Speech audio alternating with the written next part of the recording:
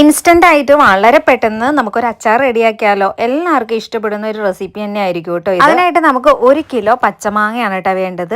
അത് നന്നായിട്ട് കഴുകി അതിനുശേഷം നമുക്കൊന്ന് തുടച്ചെടുക്കാം.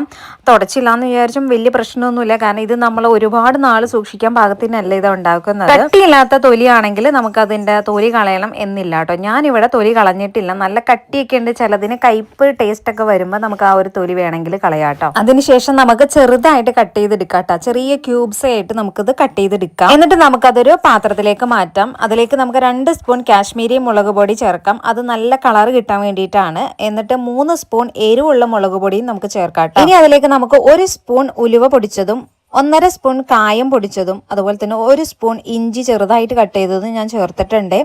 കുറച്ച് കറിവേപ്പിലയും നമുക്ക് ചേർക്കാം. അതുപോലെ 2 ടേബിൾ സ്പൂണോളം ഉപ്പും അതുപോലെ 2 ടേബിൾ സ്പൂണോളം വിനാഗിരിയും കൂടെ നമുക്ക് ചേർക്കാം കേട്ടോ. ഒരു 2 ടേബിൾ സ്പൂണോളം വെളിച്ചെണ്ണയും കൂടി ഞാൻ ഒഴിച്ചിട്ടുണ്ട് കേട്ടോ.